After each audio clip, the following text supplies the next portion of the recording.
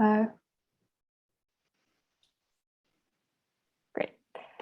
Good afternoon, everyone. My name is Sabrina Kofer, and on behalf of Choice and ACRL, I'd like to welcome you to today's webinar, which is supporting students in sports business with data analysis, tools, and online resources, which is sponsored by SBRnet.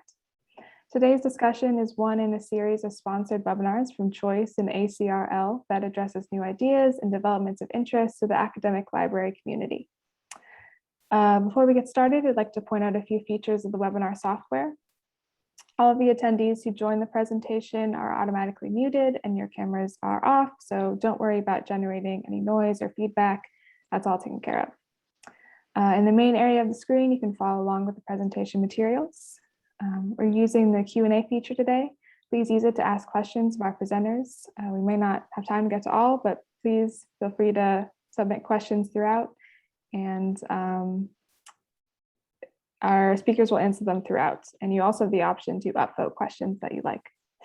Also note that there's closed captioning available for today's session. To toggle the automated captions on or off, please use the CC button on the bottom right corner of your screen. Also note that we're recording today's program, and everyone who registered will receive a follow-up email with a link to the archive version. And with that, it's my pleasure to introduce you to today's moderator, Mark Sullivan. Mark is a former editor and publisher in sports business and one of the founders of The Running Event, the largest B2B conference and trade show in the world. He sold The Running Event in 2018 and now runs a consulting business whose clients include several global companies in the active lifestyle business. So we're now ready to get started. So over to you, Mark. So Sabrina, thank you so much. Thanks for that introduction, and thanks to Choice and ACRL for giving us this opportunity to host today. So we have three great panelists, and I want to get to them as quickly as possible. But before I do, just a couple minutes about SBRnet. So this was a business that was founded in 1998 by this guy, Dick Lipsey, who, if any of you know him, Dick was like the mad professor of data and research, so far ahead of his time in so many ways. And fortunately, I was able to get to know Dick. He passed away a little over a year ago, and along with my partner, Neil Schwartz, we were able to buy SBRnet. And I guess our goal is, number one, to live up to Dick's legacy of all the great things he created and his sort of high level of service. But we've also added a bunch of features. And when this call is over later today or in the subsequent weeks, if there's anyone out there who's interested in getting a presentation and learning more about SBRnet, Neil and I are happy to help you. When Dick started the business, he was very focused on data, very focused on management and analytics. And since Neil and I took the business over a little over a year ago, you can see we've expanded it to include all sorts of new content and really broaden its reach. And that's one of the things we're going to talk about today, is with the three librarians we have on this call, very different programs and very different needs with data and content. But if you look at the slide, you can see as we've expanded the program, I think we're now relevant to everyone from a sports marketing, sports journalism, obviously the sports data, the business side, and also even into physical education and kinesiology. So again, we have data for all those disciplines. And again, we're happy to talk about them at the appropriate time. So having said that, I am going to turn it over to our esteemed panel. And I am going to ask you to introduce yourselves, say who you are and what you do and where your school affiliation, and then we'll sort of dive right into it. So ladies first, Laura, I'll start with you. Okay, I'm Laura Burdish. I work at the Ross School of Business at the University of Michigan. I'm a business librarian. I've been here about 15 years, as well as a lecturer in our business administration department. That's all I guess right now you want me to say, right? That's good. That's a pretty good start. Work. So University of Michigan, hence the background. Yes. Okay. Yeah. And Laura, I suspect you're not really in Chrysler Arena, but maybe we'll have time to find out. No, I wish I was. They haven't let me in there in almost 2 years. Okay. And also, I guess, Laura, you're different than a lot of librarians in that you also teach. So maybe we'll have time to explore that a little bit with you later. So Susan Klepper, who was one of the first people we spoke to when we took over the business a year ago, and Susan's been a great resource for us. Susan, introduce yourself and maybe talk for a minute or two about your role at Emory. Sure. So I'm Susan Klepper, and I'm the director of the Gozueta Business School Library at Emory University in Atlanta. I wear actually two hats, or at least two hats. I am the director of the library, and we're a small team of 5, but I also am one of the practicing boots on the ground business librarians. So I'm in the trenches every day. And I've been at Emory, I think December is either going to be 18 or 19 years. This was my foray into academic business librarianship. I had been a corporate business librarian for 18 years prior to coming here. So really interesting to see the other side of the whole learning environment, and hopefully to now that we work with the students, to have a chance to do whatever we can to make them smarter, better information consumers, information users.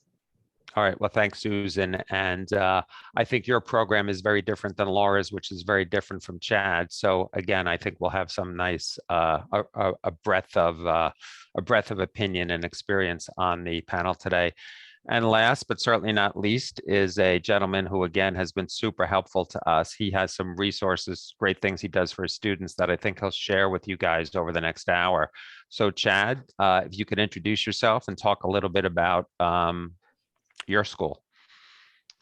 Sure. Thanks, Mark. And thanks, Neil, if you're watching somewhere, for inviting us all for this panel. My name is Chad Boninger. I am the head of user services and the business librarian. So like Susan, I also wear 2 hats and sometimes many more. So I'm in charge of both of our physical and virtual services in the library, as well as serving and working with the faculty and students in the College of Business, which includes the sports management and sports administration programs. I've been at Ohio University just starting my 20th year. So, I've also been here quite a while. So can't seem to get rid of me just yet. All right. Thanks, Chad. So before we dive into the topics we want to cover today, I want to ask all of you briefly to sort of fill our audience in on, what's going on at your schools. Are you in person? Are you in person at the library? What's the technical aspects of going on at school, and what's the overall vibe? So Susan, we'll start with you this time. Sure. So Emory has all the students are back. There may be a scattering of some classes that are happening virtually or hybrid, but the vast majority are in person in the classroom. And the staff across the university have been given the option of working hybrid, which I think most of us who are able to have taken advantage of. So for example, my team, we are 3 days in the office and 2 days working at home, and enjoying that quite a lot. We're working through the challenges of being ever present and accessible to the students when they physically are here. But it's going more smoothly than we had anticipated, but it still is early in the semester. So I think there'll be a lot of lessons learned for all of us, but glad to be back.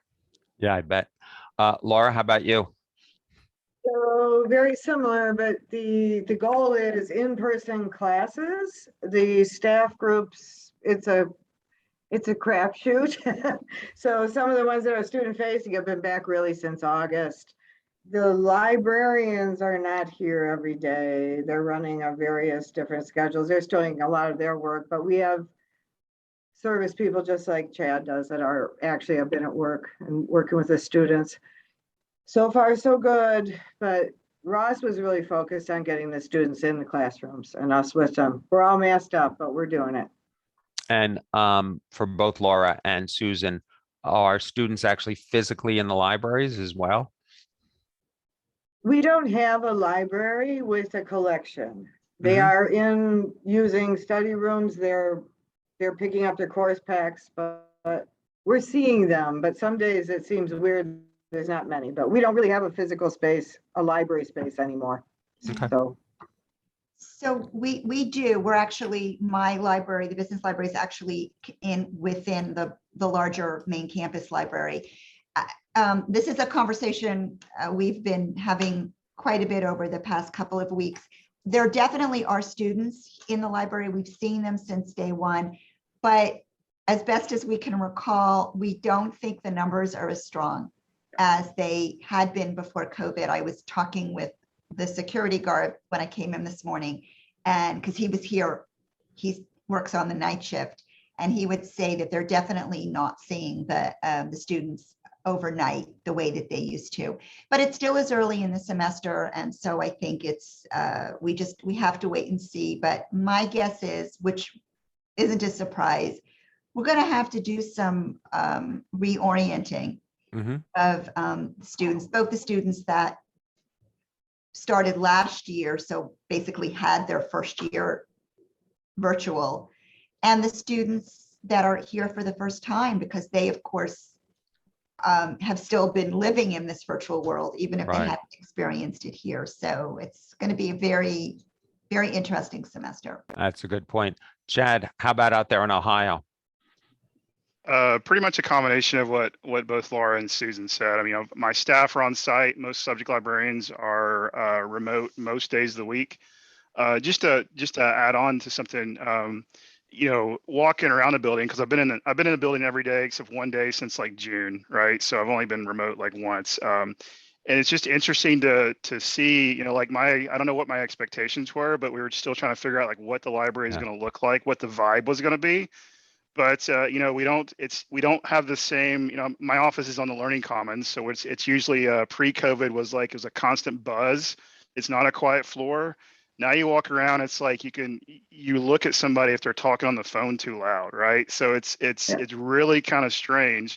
And if you walk around, you'll see students studying together, but they're not really talking to each other much. They're masked up. They got their headphones on, and a lot of times they're watching a flex class, right?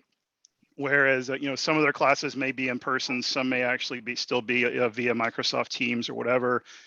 So it's really interesting. Most classes are in person, but I would imagine, I don't know the exact numbers, most students probably have at least like one class that meets in a hybrid format or entirely online.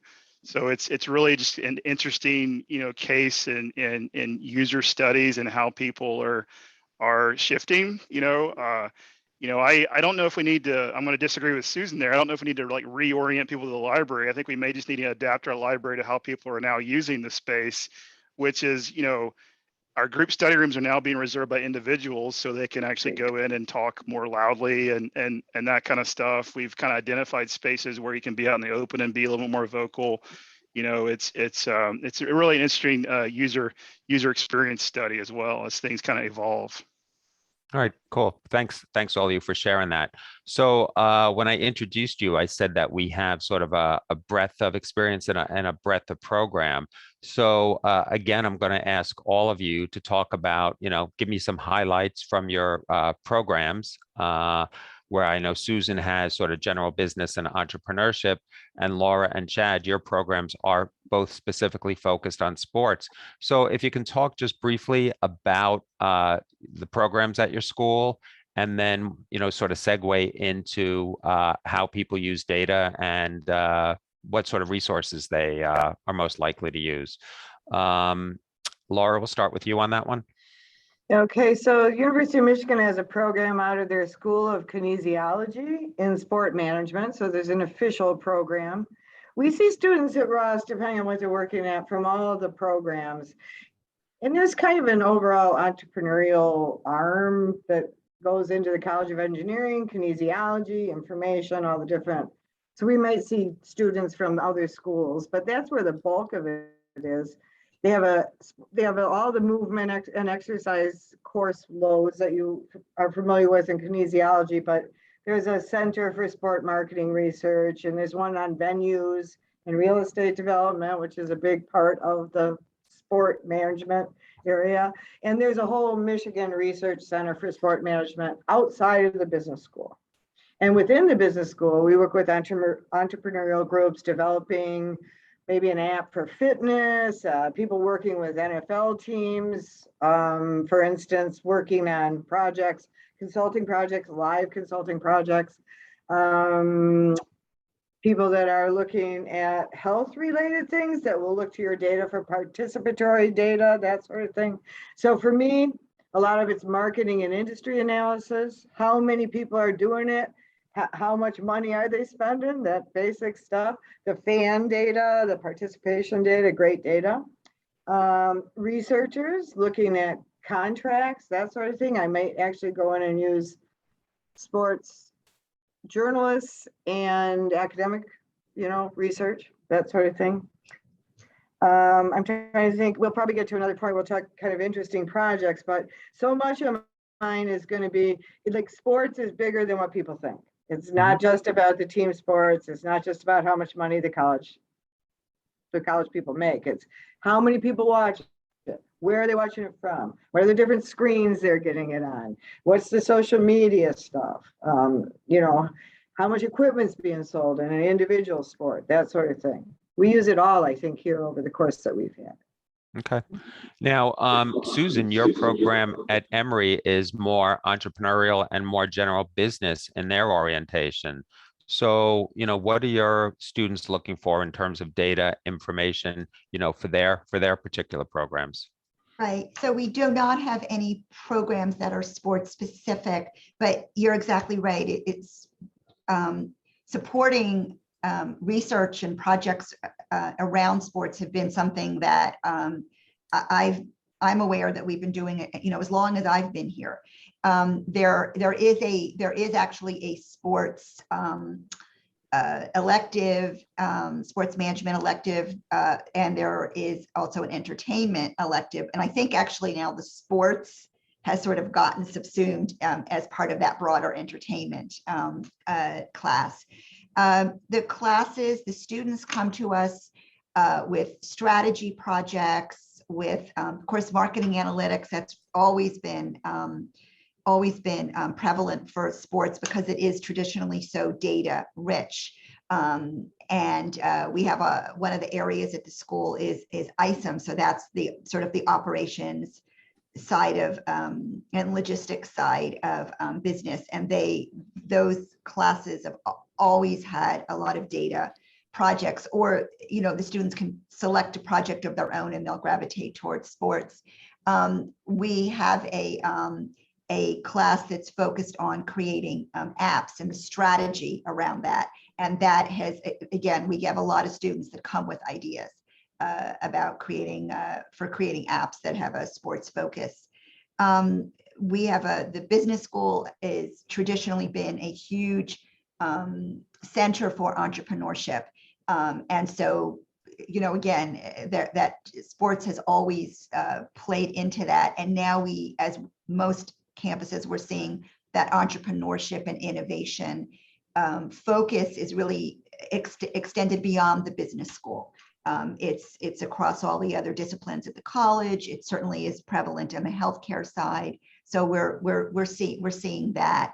And we also see it, as we always have, for students who are focused on preparing for a job interview or going through the recruiting process. So some aspect of sports, again, whether it's the operations side or the strategy side or the analytics side or the management side, that's been another community or a group of users that we've been supporting. Yeah, no, the job thing is interesting too. One of the things that we've done recently at SBRnet is we've created a podcast series called My First Job in Sports, where we interview people about their first job in sports and how they're climbing the career ladder. And it's so interesting to see the diverse range of jobs that are sports related. And Susan, it's also interesting to hear you talk about how Atlanta and Georgia are really becoming, it's sort of Hollywood East, right? I mean, you have studios and production studios. So it's not surprising that there's a lot more interest in the entertainment business at your school. Yeah. So Chad, you have a very serious, very focused, developed sports program. Can you talk about that a little bit and the sort of things that your students are gravitating towards? Sure. Give me a second while I drag my notes over here where I can actually see them. So again, I'm at Ohio University, and prior to about 2010, our sports management and sports administration program. Sports management is the undergraduate program. Sports administration is the graduate degree, where someone can get a master's in sports administration. Those programs were actually in the College of Education, because they were kind of linked to, like, physical education and that kind of stuff. And then due to a variety of conditions with budgets and mergers and program realignments and that kind of stuff, the College of Business got that program, which kind of actually made sense, because even before 2010, just like Laura and Susan had mentioned, a lot of these students who are doing sports are also doing substantial business research. So now every single sports management undergraduate student has to take the same required sequence of business courses as, say, someone in accounting or finance or marketing. They take a pretty substantial program called the business cluster, in which they do a significant industry analysis as part of their project as a team. And then they will also do the spinoff of that is to kind of create their own kind of business concept, complete with kind of like a feasibility analysis and that kind of stuff. So sometimes that's sports related, sometimes it's not. We'll get to that later. So at the undergraduate level, some of the types of data people are looking for, there's a facilities course, which actually they do what's called kind of a mock great games event, where they're actually doing like kind of a mock bid. So if you an example, like if you're in Stockholm, for example, and you're working for Stockholm as a client, and you're trying to bring the great games, i.e. the Olympics, to your city, you have to build this bid, right? So it's very much kind of an international business project, with some of our international business data, but also, looking at things like lodging, travel, sports venue information, that kind of stuff.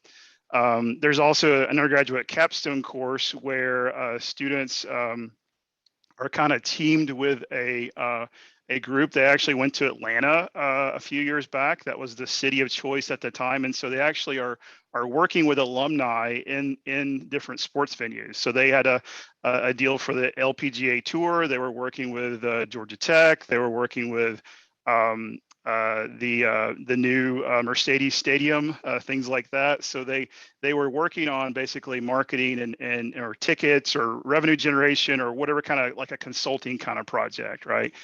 The graduate program does similar kind of stuff, although to a much greater level. We have an online professional master's of sports administration program, as well as an on-campus, whereas a student might get both the master's of sports administration and the MBA over a 2-year period. And so they're doing sports marketing projects. They're doing revenue generation, ticket sales. Many of them do a sports case competition, and that in previous years, that's the kind of the really profound students go to New York to present on that kind of stuff. So it's a really kind of a variety of projects. Yeah. So Susan, how do you feel about that? Chad's sending all these students down to Atlanta to work on projects. I Are know you? that's very cool. Yeah. Well, the thing about Atlanta, an extremely diverse business community. When my kids were hunting for colleges, we went down and looked at Emory, and you forget the amount of businesses that are headquartered in Atlanta. Everyone from Coca-Cola to Delta to Home Depot, and certainly. Chad, your points about sports, two things that Chad talked about that I want to follow up on. Sports facilities, for those people out there listening who maybe don't live in the sports world 365 like we all do. I mean, the sports facilities business is amazing, and the amount of thought that goes into those buildings. They're learning how to make them more green. They're learning how to make them more open to different sponsorship opportunities. And certainly one of the big things that the pandemic has underscored is, hey, we want to figure out how to keep these safe. So the sports facilities business is just fantastic. And Chad, you also touched on the sports travel business, and around the country right now, probably almost every town that everybody in the audience is from, either your town or your county or your state has a sports commission. And the job of the sports commission is to bring in, business, to bring in tournaments, to bring in softball, volleyball tournaments, to bring in sports related trade shows. And in my earlier life, I worked with a lot of those organizations, and they are very aggressive and very smart, and a lot of fun to work with. So I think everything you're talking about is just so spot on for the sports business today. So quick segue from that. Maybe we go around the horn here and everyone can talk about some of the specifics, some of the specific projects that they're working, that their students are working on, and some of the specific projects that you guys are sort of put into action on. So Laura, I'll start with you. Okay, so let me think here what I can actually say. Yeah, I can say what, yeah. We had a program here that I loved for the undergrads that was run called Fox Sports University. Fox Sports gets in with the marketing class, the whole class. They ask them, usually on behalf of your local, so here at Fox Sports Detroit, we've worked with the Tigers and Red Wings here. They set kids at a marketing project. They work all semester, and Fox helps them do it. We've worked with those two major sports that I love, and also MMA that I didn't love, but they really get deeply immersed in the sport the entire semester. It's great. It's undergrads. The people at Fox Sports have been so good. They get to go down and go to the broadcast booth or whatever they're doing. One of the projects was how to get one of our announcers. Basically, they wanted him on Twitter. He didn't do social media because he was old. And the kids kept saying, he's got to be on Twitter. He's got to do his Twitter feed. He's the funniest announcer. So that was great.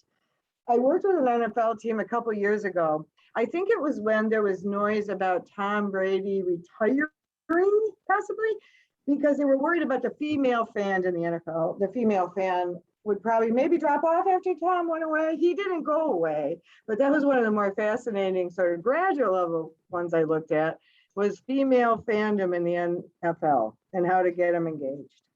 Yeah, and that's a good I one. do think it was because they were worried that Tom Brady's retiring and the females may drop off, but I'm telling you, it was really fascinating to watch as a female sports fan for 50 years too, So Chad, I want to turn this over to you. We have a question in the queue, somebody asking specifically about some of the data analysis tools and online resources for students. So I know you have a bunch of things that you have, and I know you're prepared to share some of that. So would you mind tackling that one for us? There we go. I was going to be the guy who forgot to unmute. Sure. Sabrina, you want to share your screen to show some links real quick here? So like many librarians, we use LibGuides and create guides and stuff. Probably, I tend to start with a broad guide, and then as we have some sort of specific class projects, kind of narrow things down into more specific kind of things. Sabrina, if you'll click on the link to collect consumer and fan data on the left-hand side, I just want to kind of give you some other resources in addition to SBRnet that we use for resources. So along the tabs here, you don't have to click on them, Sabrina, but just to kind of give you an idea, we use SBRnet, formerly known as Smart Market Analytics. We also have Sport Business, although it's not fantastic for consumer level fan data at a granular level. Mintel, if you subscribe to Mintel, does have a sports marketing package that you can get that actually has some pretty significant fan data to it. Passport has some pretty good venue reports and that sort of thing in their sports package. And then if you subscribe to Simmons Insights, I use this all the time to look at things like sponsorship feasibility. So if you were going to compare, say, for example, people who eat at Bob Evans versus Cracker Barrel versus Applebee's by NASCAR fans versus Major League Baseball fans versus soccer fans versus NBA fans, you could see like which fan group probably aligns more closely with which restaurant, doing cross tabulation and that kind of stuff. Just a side note here, a side plug. If you Google Simmons tips and tricks, I think you'll find my Simmons guide, which is pretty useful for, I've had a lot of librarians reach out and ask to link to it, and you're welcome to do that. All my contents is licensed kind of Creative Commons if you want to link to it and use it.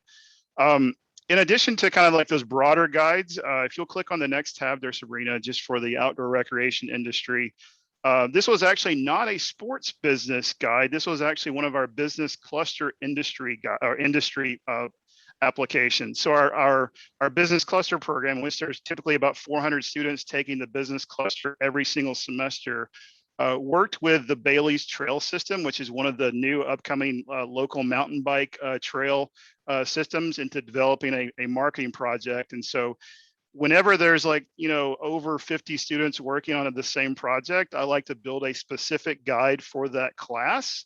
And reason being is because a lot of times if you have just a general guide, what happens is they don't, even if you go do the one-shot class and whatnot, they tend to kind of forget the search terms you demonstrated and that kind of stuff. And me, when I've got so many different students doing the same sort of thing, I like to kind of preserve what little bit of hair I still have left and put as much of the content out there so it's freely available for them to access. And typically my guides kind of start broadly looking at industry trends and then get all the way down to looking at local market demand for a region and that sort of thing. In addition to that, if you'll just go to the next tab there, Sabrina, I've got quite a few additional videos on YouTube, not only about sports business, but about business research as well. That's just youtube.com/CF Boninger. And those are you can embed those in your LibGuides or that kind of stuff. So so a lot of students have found those useful, as well as other librarians, particularly new librarians, as they're getting started with their new tools. Finally, one of my favorite things I've worked on, and I'm kind of expanding on to reach students, is the next tab over, Sabrina, this was my first attempt at using LibWizard to create, that's a SpringShare product, LibWizard, to create kind of an interactive tutorial for all business students. So all business students take this, it takes approximately 45 to 60 minutes. There's about 9 modules. I did all the videos and the screencast and the questions and that kind of stuff. And so this is actually done for a grade for their sophomore level business cluster class. So they do this before I actually come to class to talk about their actual industry they're working on that semester. So it's more of a foundation, if you will. So we have this new program at Ohio University called the Guarantee Plus, where each student is going to have kind of a guaranteed graduation plan. And part of that is there's all these milestones that students have to reach within their graduation plan. And so each major will have information literacy components to it, whether it's integrated in the curriculum or it's co-curricular. It just means they have to do it outside of class.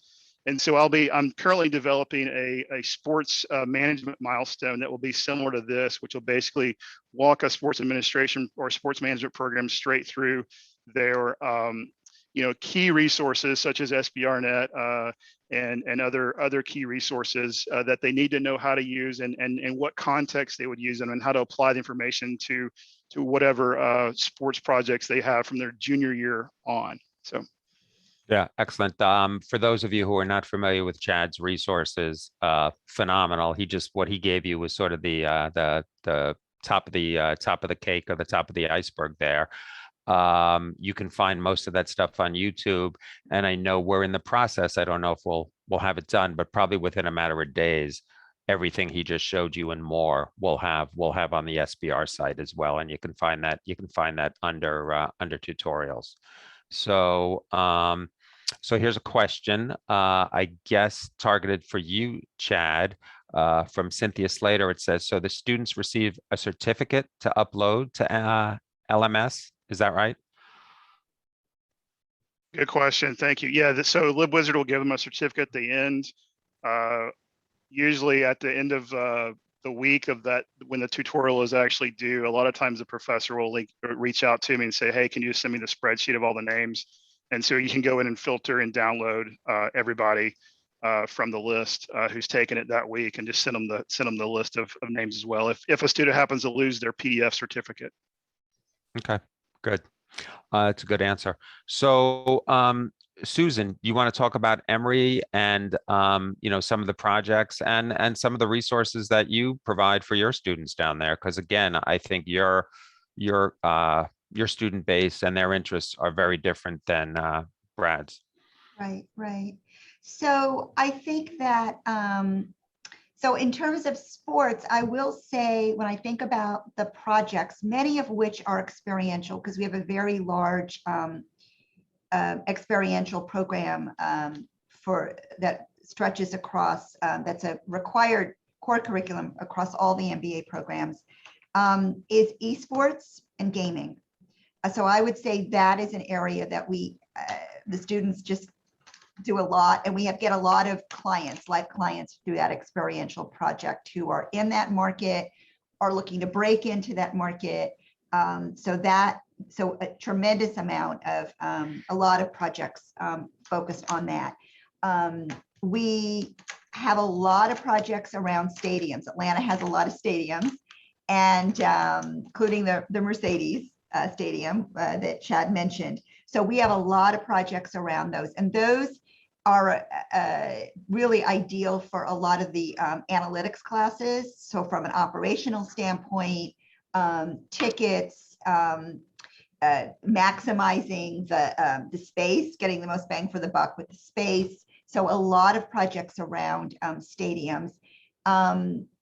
We have a lot of projects around the fan. So we have a very, Emory has a very strong, the business school has a very strong marketing and marketing analytics program. We have a master's actually in business analytics. So a lot of those students actually, as part of their projects, are getting data directly from clients that partner with the business school. So so for the marketing folks, the fan data is really, really important, is very impactful.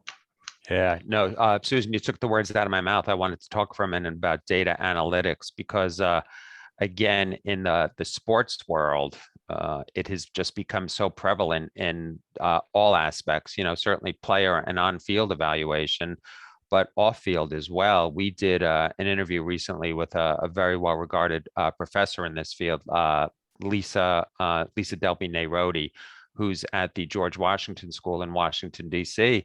And she talked about, for example, with season ticket sales, how I guess she got involved with the hockey team down there, the Washington Capitals. And when she got involved, there was a new owner and they didn't have sort of the history. So they really had to go out and figure out things as basic as, where are our fans? Well, our fans are in, certain geographic areas, and that's going to allow us to better target them and better market to them. So yeah, we're seeing data analytics used in just virtually every aspect of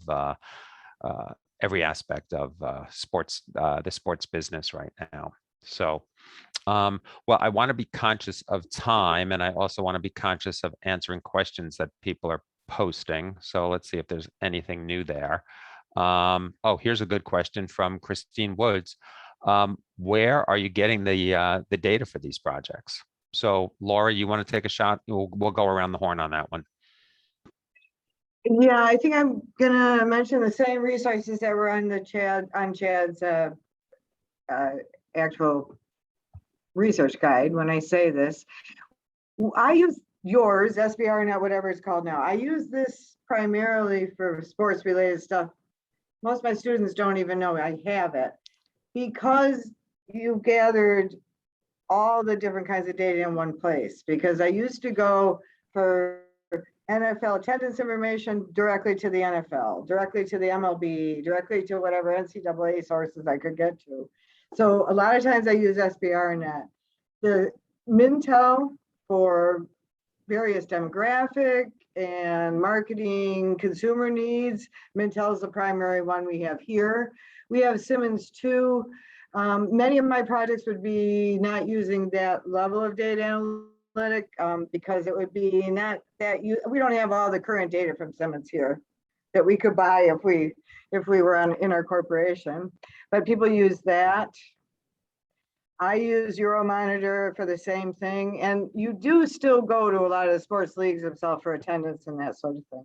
Yeah, I have to be honest with that. Okay. I think there's going to be growing interest in that player data because of gambling. It's always been the case. So that on-field performance data, I know people are looking at it. I didn't used to have it. It's in the SBR net, but I've been asked for that a couple times in the last year. I think they're working on gambling apps, that sort of thing. Yeah. So, another thing, sort of the calling card at SBRnet is fan behavior data, typical of what, Chad and Susan were both saying, like, how do fans in the SEC behave versus fans in the ACC? How do fans of the Detroit Red Wings differ than from fans of the Atlanta Falcons, in terms of their preferences, brands, that sort of thing. So every year we do this big study on fan behavior. And last year, Neil and I buy the business. And guess what? We have to do a study on fan behavior when fans can't do the thing that is most fan-like, which is going to games. So we really drill down on, how they're engaging with their teams during, how they did it during the pandemic. Sports gambling, we have a ton of data on sports gambling. Susan, you mentioned esports. We have a ton, esports, and again, the level of engagement was through the roof, to the point where there were certain sports that were kind of down with esports usage, and it surged back during the pandemic. So, I think stuff like that is sort of so important. I'm just responding. I'm looking at the screen and reading a couple questions from Richard, whose last name I would totally mispronounce, so I'm not even going to attempt it. But he asked any data on information on internship in sports. We do, Richard, on our website have a entire contact list of every executive at every professional sports team. I think we have the marketing and the PR people. So that's something that, you or your students should certainly avail themselves to. So, Susan, did you have something that you wanted to add on top of this conversational thread here? Yeah, certainly ditto to all the sources that have already been mentioned. There's one other source that I would mention, and that is Kantar Media's. They keep changing their name. Used to be Ad Spender with Strategy, is now Advertising Intelligence. One of the areas where we have a lot of projects and we do a lot of experiential work is around advertising and at sports events, whether it be the Super Bowl or other types of events. And Kantar Media's product is really is key for getting ad spend, for looking at the creative. So being able to actually look at the ads, get a sense of who the audience is, and then I would say, in addition to SBRN Net, of the sources that were mentioned, Simmons for sure, but I would also throw Simply Analytics in there, because it enables us to, they now have cross-tabbing for some of the Simmons data. If you license it, it's not anywhere near as sophisticated as the cross-tabbing you can do in Simmons, but it does enable you to overlay lots of other types of information, from the geography to businesses, to really get down to the block level, and then also to cross that with some of the Simmons data and other consumer behavior data. So it adds another insight, another perspective that I think is really valuable for these types of projects. There's also a module for Simply Analytics. You've got the Simmons Local, which Susan alluded to, but you also have, they just came out within the past 9 months to a year with the Scarborough data. Scarborough, yeah. And that allows you to say, all right, whereas the Simmons Local data, you could say, all right, what percentage of people in Cincinnati like Major League Baseball? That's what you can do with the Simmons data. Okay. Now, granted, they're using the same Simmons survey, which is like 27,000 adults in the US. Okay, so it's all projections, right? It's not actuals. They didn't survey everybody in Cincinnati, right? So it's all, they do some math on the back end to kind of project based upon local demographics to make sure it basically make projections. But it's about as good as what you can get for that kind of data. The other side is the Scarborough data, where they can do more local analysis, where they can actually say what percentage of people in the Cincinnati metro area go to Reds games, right? So not just Major League Baseball, but they actually tie it to a specific activity or whatnot. So like, for example, in Athens, Ohio, they could say what percentage of the people go to the Hocking Hills, which is that's not Hockey Hills, it's Hocking Hills, which is a kind of a local state park area that's pretty big in Southeast Ohio. So that you can get that kind of local, not only sports data, but outdoor recreation data and that kind of thing as well. Go to a particular museum, go to a particular venue, all that kind of stuff. So it's Scarborough is a little bit different. It's an add-on, but it's also very useful for kind of that local market analysis. Laura, do you have? Go ahead. Yeah, I just want to emphasize, because Simply Analytics is a brilliant one to mention. It's the one where I found data that you could go to the census levels that you can locality and say, like, how many games did you go to last year? Were they pro? Were they college? Was it a playoff game? Was it a regular season game? The data was there. I didn't even know until I started digging with the students. So I think we've got it even in source like that, but do remember that Simply Map or Analytics, whatever they're going to be called next time we talk. So just I want to field a couple questions from the audience. So here's a question about the librarians.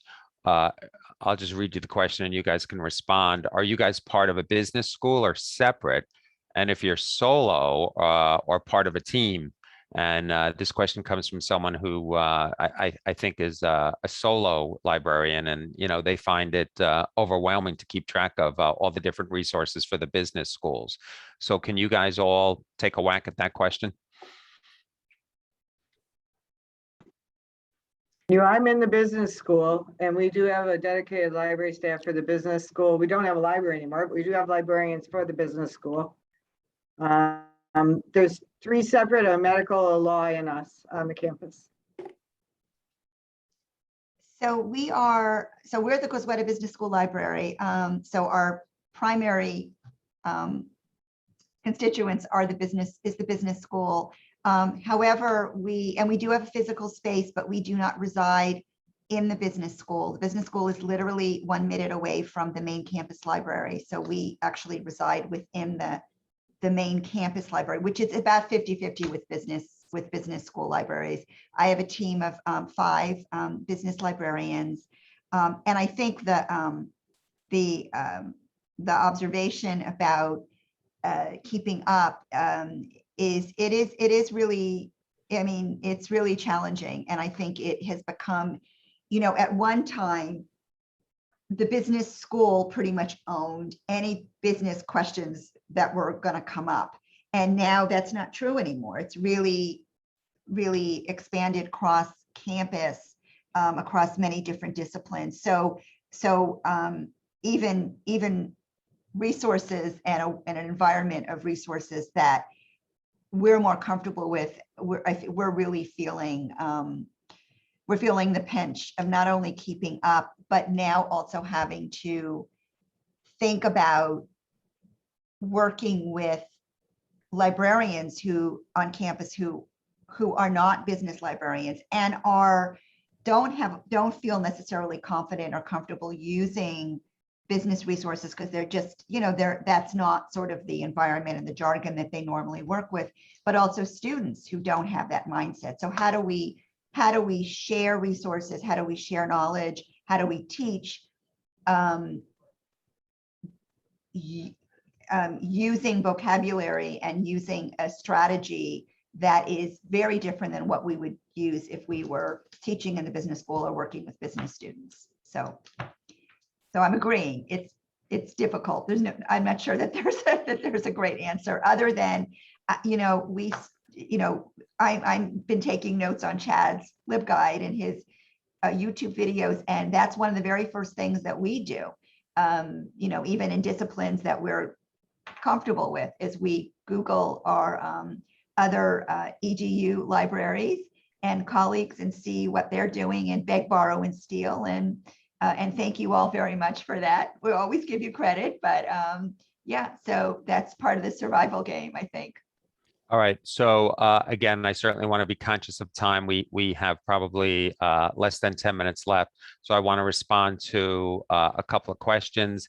And then also, if everyone's following along in the chat, Sabrina posted a list of all Chad's different resources. So again, you can get them in the chat, or you could grab them off our website under tutorials.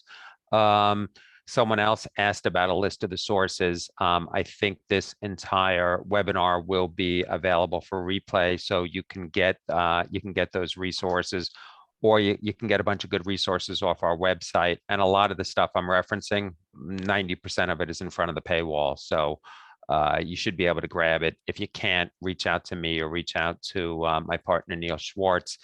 And here's a question from someone who says they're interested in some of the gambling data. And again, reach out to us privately, and we'll see if we can help you with that request. So last question for everybody. And I think this is always a good way to end these conversations. So we've talked about the present, we've talked about the past, we've talked about sort of how we got to where we got to. Maybe again, we'll go around the horn, and all you guys could just talk about what you see coming in the next couple of years as it relates to everything we've been talking about. So Chad, I'll start with you this time. Sorry for the delay. I was trying to respond to a question in chat there. I think. Well, I'd say I'll start off with a challenge, right? I mean, in academia or in public libraries, whichever one you're in, sometimes getting access to some of the data is a little bit challenging. I just actually answered a question about Scarborough data. Scarborough data is actually licensed in Simply Analytics, but if you went to Scarborough directly, I don't think they would license that to libraries for universal access to everyone, right? So that's a challenge with a lot of this more niche data, is we're going to have to try to work with vendors to say, hey, it actually is okay for you to let our students use this, but they tend to like the more proprietary data you get, it's a little more, they tend to like not like to share their stuff with academics as freely, right, for libraries. So I think that's one of the challenges that I see going forward is as you see these pop-up startup kind of things, that do analytics and that sort of stuff, is trying to have negotiate with them to have subscriptions that aren't just like licensed to an individual, right? Because we can't do that for an individual researcher. It has to be available to everyone at our institution. So that's one of the biggest kind of challenges going forward I see. Laura? I'm going to say similarly to that question, but related, all the experiential or action-based, because I'm older, whatever we call it at any given time, this experiential learning, if we're working with live companies, the data that we're licensing for academic use has some restrictions about giving it to live companies. So I think that's one place where we're gonna be challenged in the future. All of the business schools are going in this experiential way. It's a selling point for us. So we're gonna have a challenge with vendors when we're starting to give that to companies. We have to stop that right now. And say this you can go, this can't go, you can use it. That's a constant struggle. Keeping up with just this area is going to be difficult because I think this is growing more and more. I can see no stop. Even in a place like this, we're heavily into the sports here, but we are also heavily into academics, I must say. Neither one is stopping here, but there's a lot more businesses related to sports entertainment that we're going to be hearing from. So I think those two challenges will be there and continue to be there. Susan, you get the final word. Yeah, so a couple of thoughts. I think that another area that we haven't talked about, but it's been, we've been talking around it, particularly as we talk about fan behavior, and that's the whole social media data. And I think that, there's still a lot of companies that are gathering and gathering the data and selling it, but they think of themselves, they really are limiting themselves for the most part to the commercial space, and social media is a great example of that. They will on occasion sell that data like to business schools for a particular faculty if they're doing research in that area, but they won't make it available to the libraries. So I think there is an opportunity out there for us, for the library community, and for vendors who traditionally are focused on the commercial side to really get together and think about what kinds of information access and increased and data access can be made available to libraries, where traditionally that was not a space where they went. But I think until that situation improves, there's going to continue to be huge chunks of data sets that are not available through the library subscriptions. And to Laura's point, there's a huge difference between what are the typical library database license agreement allows in terms of who can access it, when can you use it, how much can you download, versus what they might license for faculty for their research. And I think those need to come together more. Yeah, thanks, Susan. Thanks for that. Couple quick summary points. And again, I'm just trying to respond to some questions that are popping up in the queue. My partner, Neil, he is our chief data officer. And if he was on this call, he talks about there's a lot of bad data out there. And the first step is sort of ascertaining what's good data and what's bad data. And Neil can talk about that for hours. So if you have questions about the validity of any of these sources, I think everyone mentioned today, I'm familiar with, and I vouch for 100% on that. But it's important to distinguish data, and you guys probably all get it. Your students maybe not so much. So I think that's an important thing to keep an eye on. And then one of the other questions I wanted to respond to is somebody asked if some of the athletic departments or physical education departments make use of our data. And I think in certain cases, definitely the physical education, the athletic departments, I think our sponsorship data would be interesting to them. And I can't say with 100% certainty that we know for a fact that they're accessing our data, but maybe they are through the library subscriptions.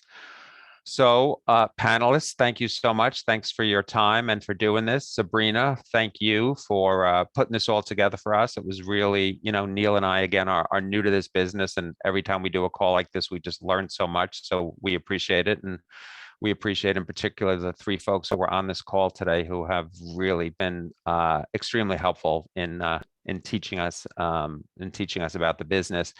Anyone on the call who wants to reach out to us, please feel free to do so. Our contact information is right here.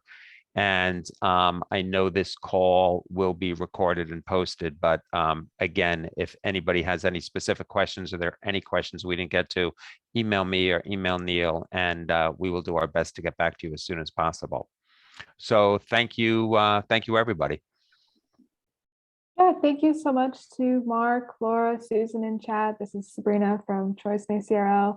Just thanks again for a great presentation. I'd like to remind our viewers that we recorded today's program, so be on the lookout for a follow-up email from Choice and ACRL with a link to the recording. Also, if you have a few minutes after the presentation to fill out a brief survey, we'd really appreciate it. Your responses help our presentations. So thanks again to everyone for joining us and for presenting today. I hope you learned something from the webinar, and we hope to see you again on another program. Thanks, everybody. Bye.